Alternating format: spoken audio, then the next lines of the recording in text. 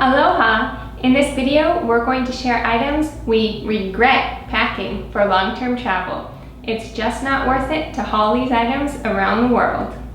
We know from experience, but we're still learning. 1, 2, 3, Aloha! We are Kensho Quest. We travel to open our minds and our hearts. Let's make friends around the world. First up is a drone. We imagined all the beautiful scenery footage we would get with it, but in reality, we only flew it about twice. No, we flew more than that.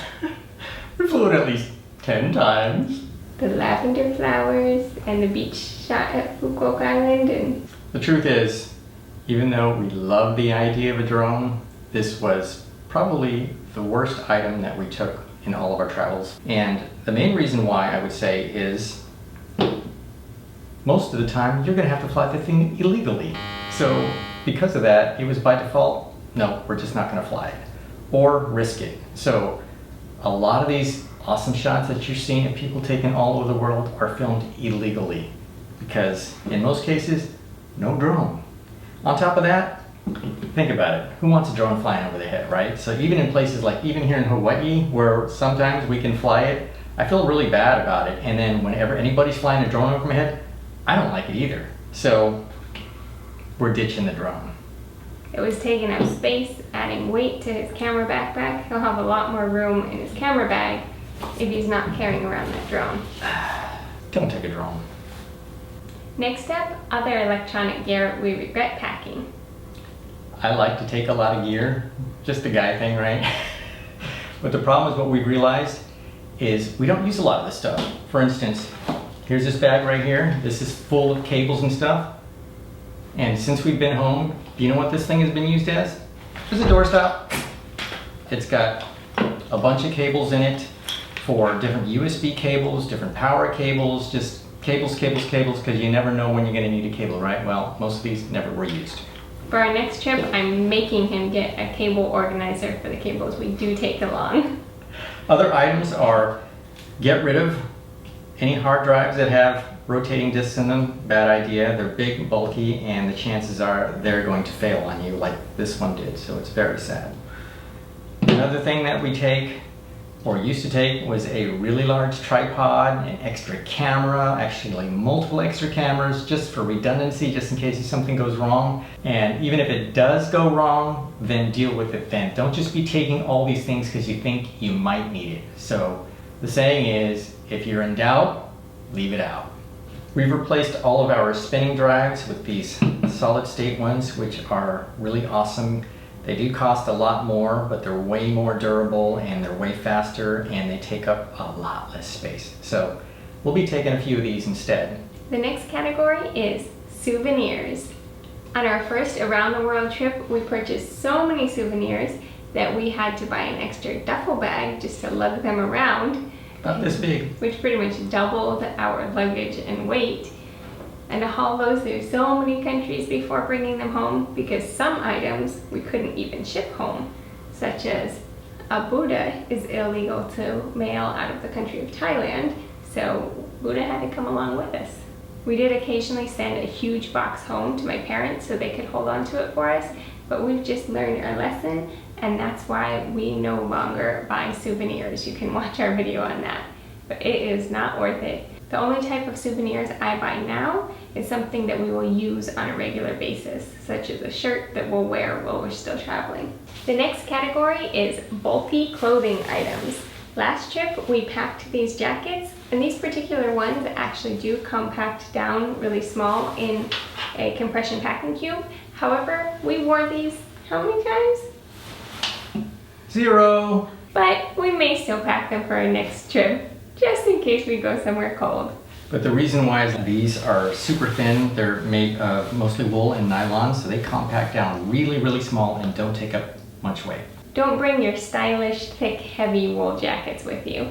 It's just not worth it if you're headed to tropical climates. Now, of course, if you're headed to a cold climate, that's different. You'll want to bring your coat. One item we no longer pack is jeans. It's been years since we brought jeans.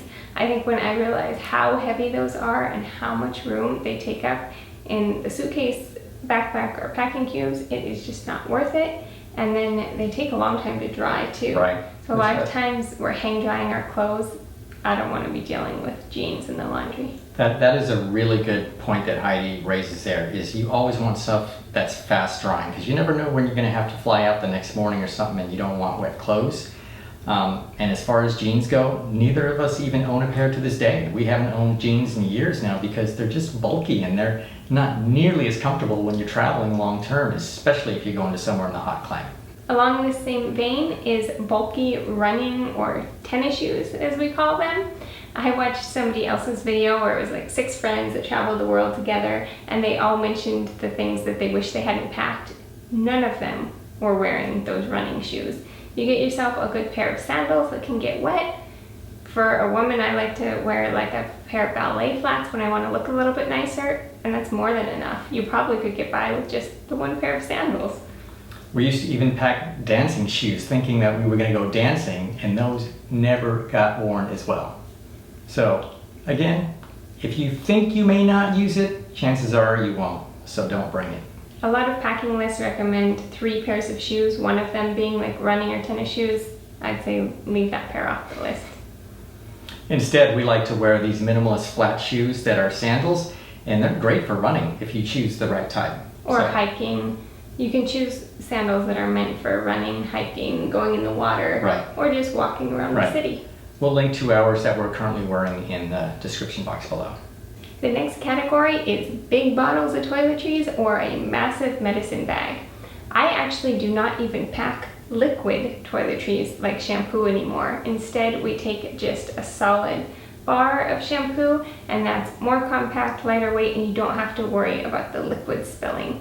I also used to pack a massive medicine bag. That took up a good portion of our Good portion, backpack. yeah. Like 1/8 of the backpack was our medicine bag. At least, I would say it was at least 5 to 7 pounds. Now we pack more of a minimalist medicine bag, and we'll be getting another one ready here soon for our next trip. We only bring the items that we really need right away immediately, and other things we can get at a pharmacy while we're traveling.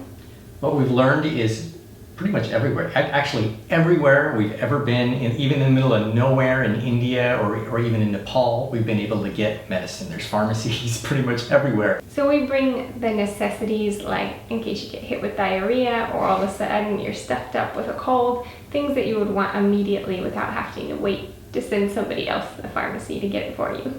We no longer pack guidebooks that are actual physical books. We used to bring one along for each country we visited, but now you can just have a digital guidebook on your phone. Plus you've got maps on your phone. So much easier.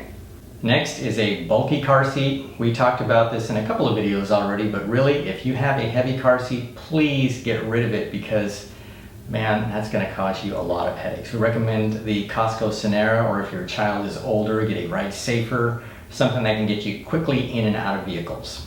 Another item I regret packing was a life vest.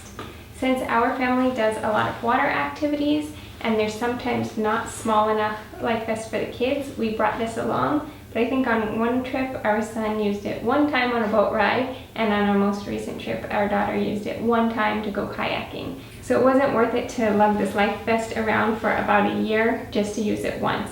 Next time we'll just look for a life vest at the location that we're going to do the water activity at. So remember that rule. When in doubt, leave it out. You can normally find what you need at your destination just in case you didn't pack it and bring it along. It's better to travel lightweight and minimalist. We'll be doing more packing videos as we prepare for our next long-term travels. So please subscribe for more travel tips and inspiration.